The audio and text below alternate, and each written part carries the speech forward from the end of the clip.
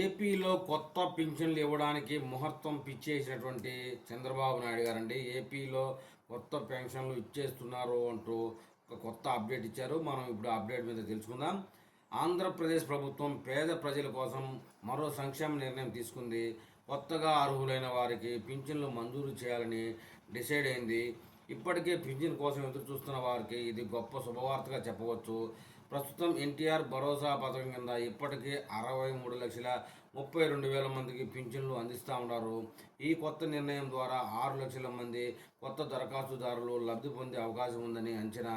ప్రభుత్వం నెలకు 250 కోట్ల అదనపు భారం ఎదుర్కోనాల్సి వచ్చినా పేదల సంక్షేమం కోసమే లక్ష్యంగా ముందుకు అడుగులు వేస్తూ ఉందని కూటమి ప్రభుత్వం చెప్తా ఉంది. గత ప్రభుత్వ హయాంలో అనేక మంది అర్హులు పింఛను పొందలేకపోయారు. పలు ఆరోపణలు కూడా వెలుగు చూశాయి. దివ్యాంగుల కోటాలో బోగస్ సర్టిఫికెట్లు ఉపయోగించి దుర్వినియోగం జరిగినట్లు వెలుగు చూసిన నేపథ్యంలో ఈసారి ప్రభుత్వం మరింత జాగ్రత్తలు తీసుకుంటుంది అని చెప్తున్నారు.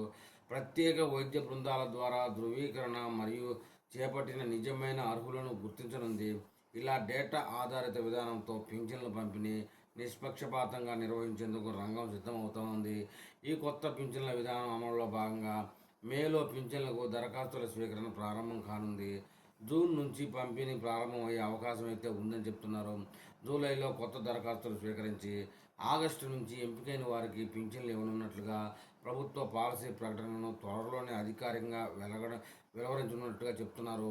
ఇది పింఛన్ కోసం నిరీక్షణలో ఉన్న లక్షలాది ప్రజలకు ఊరట కలిగించే అంశంగానే చెప్పుకోవాలి మరి.